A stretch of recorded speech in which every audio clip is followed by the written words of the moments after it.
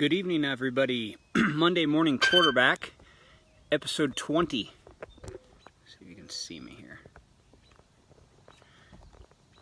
Hope you guys all had a great weekend. Gosh, 20 episodes, flown by. Season's been busy. We are midway in July here, and so we're getting right into the heart of racing season.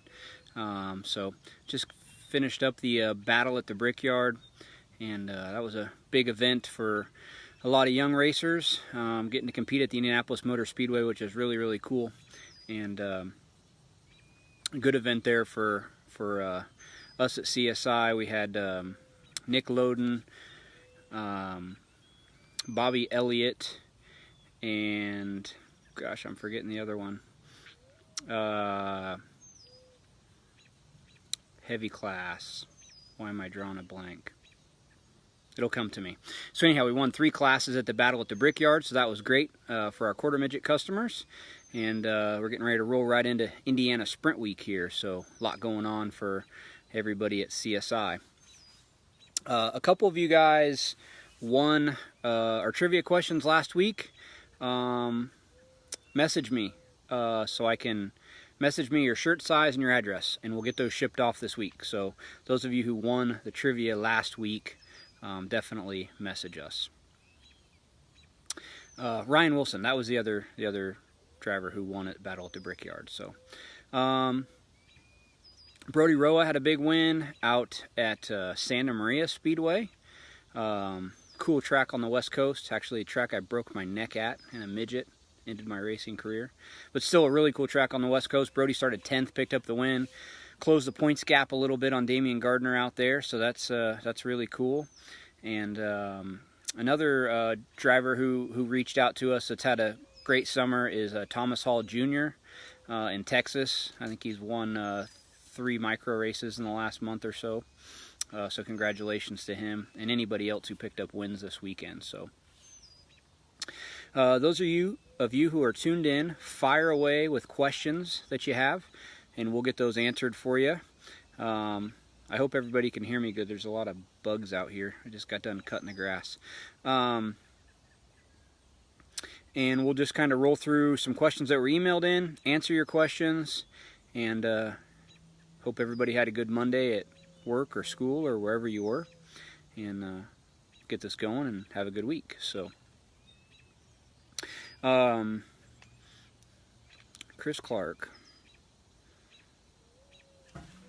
Sorry, I gotta.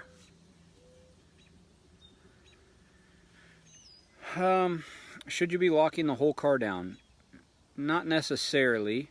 Chris, what type of chassis do you have? That'll help me give you some suggestions. Micros are one of the odd classes or divisions that we build shocks for that their chassis styles vary greatly, and so there's Panhard cars and Watts-Link cars, and that'll help us answer your question. But typically no. Okay, a Sawyer car, so I'm assuming it's a Panhard Sawyer. They haven't built a whole lot of ladder cars, so typically no, we don't lock the whole car down. So if it's a really fast track, the car is going to get planted pretty well as it is, because you're going to be carrying a lot of wing speed keeping the car down. So typically you don't have to run as much rebound on a track that's super fast, because the wing kind of keeps the car in check for you. So we would run, left rear rebound like we would on any other track. Maybe a little stiffer compression, because you are going to be going so fast, to keep the car from laying left so hard that the right rear slides or gets out of the racetrack. But I wouldn't say you would lock the whole car down, unless the track is like, I guess I can't even think of a scenario where I would recommend to lock the whole car down. That's something we don't commonly do. We will add right rear rebound when it gets slick, and we'll keep the fronts with some rebound in them, just so the front end's not flying around on a big fast track like that, especially if you get the wing back a little bit. So yeah, I don't think you need to lock the whole thing down, but if you have our shocks or anybody else's shocks and you want to email me, if they're CSI shocks, you can email me the graphs.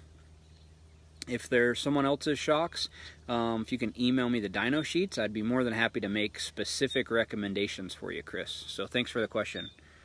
More gas on the left rear. Yes, so if it's a really fast track and it's just a single rebound adjustable, which is what we would commonly run, increasing the gas pressure on the left rear will help from the thing laying left so hard. So, yep, that is a good question and something I would recommend. Right front bump rubber wing 360, smaller track, only one slick. So we're starting to see right front bump rubbers ran periodically again. It was really popular like 4 or 5 years ago. Now we're starting to see small bump rubbers ran on the right front. I think the only time you need to run it is when you have a problem either in dirty air or off the gas, the car getting over on the right front and not rotating the corner and finishing the corner.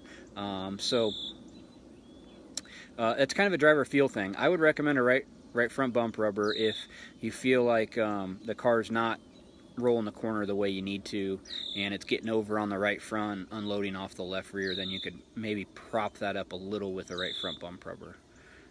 Not something I've played with a whole lot, but we do have some customers that run that. So more forward drive wingless RTS. So those are gas shocks. So increasing gas pressure in the front will help get the front to pop up a little bit quicker. Decreasing gas pressure in the rear can give you some more rear drive. Taking rebound out of the front shocks, so opening those front shocks up will help with forward drive. And then as far as the chassis goes, just getting the whole nose of the car up will help with some forward drive. That's for Ryan. Before somebody fires in a question, so we've been selling the new pressure decals, got a lot of people using them, and most of our testing with them was with the new progressive kit, but we do have some customers who have bought them and want to use them with the old traditional cup. So this particular customer said, you know, that he had a problem with them blowing off. So what I would recommend, if you're running them with the progressive kit, run the bag around them. They're not going to go anywhere. If you're running them in the cup, they actually are designed to fit inside the cup. So you can just put it down in the cup, put your two pieces down inside that cup, and then put your foam rubber from us in there, and then that foam rubber will hold it in there, and it won't fall out. So just a cool little trick. If you're going to run them in the cup, hope you can see that, just put the two pressure decals inside there, put the bump rubber on top of it, and that'll keep it in place. Another question that was emailed in was about our bump rubber kit at Kalamazoo, Michigan. So this would be a quarter midget track with a heavy driver. What would we recommend? So with that bump rubber kit, we give the whole sheet, and I would follow that guideline pretty well.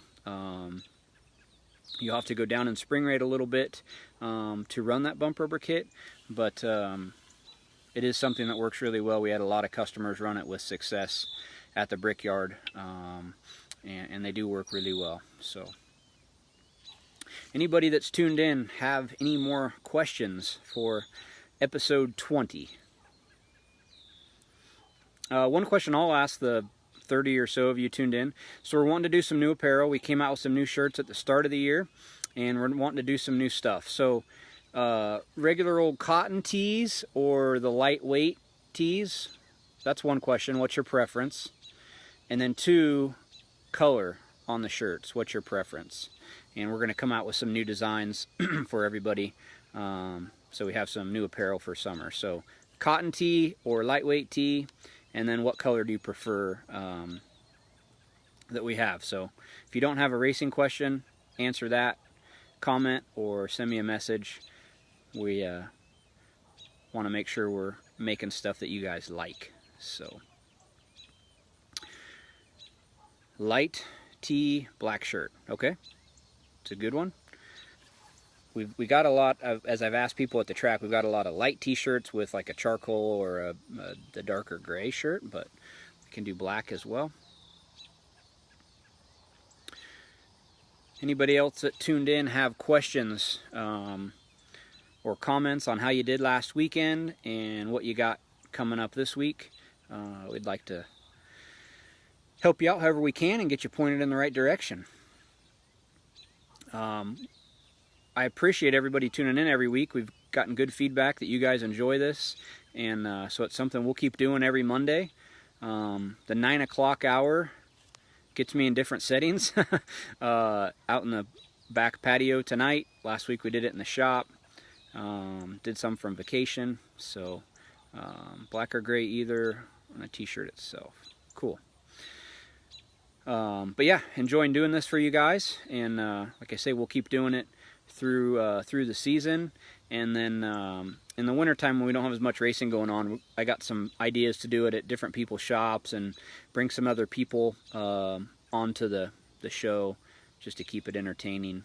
And then of course we'll get to do some from races, so Chili Bowl and shootout probably, and some stuff like that in the wintertime. So anybody else have any questions for this evening's episode? Always, if you didn't get a chance to ask your question, you got tuned in after we signed off, or you thought of a question afterwards, always feel free to private message me or shoot me an email, Garrett at csishocks.com. That's GARRETT at csishocks.com, and I can get your questions answered anytime during the week. So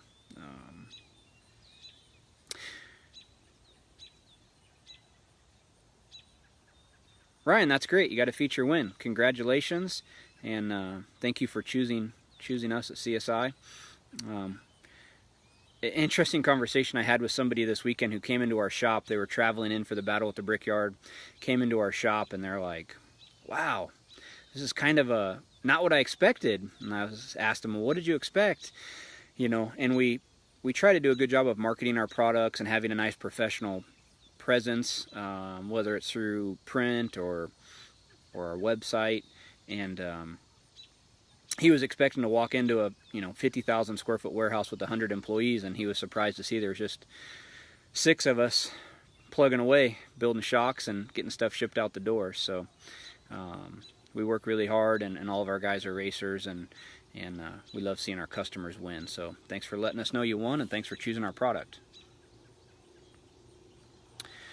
So Mark Ashcraft, yeah, if you're using our JR1 or JR2, which has the Schrader valve, the pressure should change from a flat to a bank track. So depending on the class you're running, typically we'll run all 4 pressures the same on a flat track. So if you're in like light or junior classes, that would be like in the 15 PSI range on all 4 corners. And then when you go to a bank track, we would usually run like 10 PSI on the left and 35 on the right. And that would be for junior or light classes. If you're running heavies, those pressures change a little bit.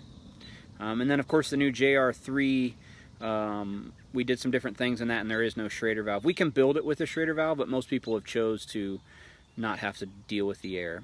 I personally liked the air because it was an added tuning tool, but it was just one more thing for handlers to have to tune and fool with each week. So we can build the JR3 either way, but most people get it without the Schrader valve. Any other questions for anybody tuned in this evening? Nope. Well, I'm going to sign off. Go read Hudson's book before bed. We appreciate all you guys watching and asking questions and being a part of this. As always, have a fantastic week. Good luck. And if you need anything from us, you know where to reach us. Take care, guys.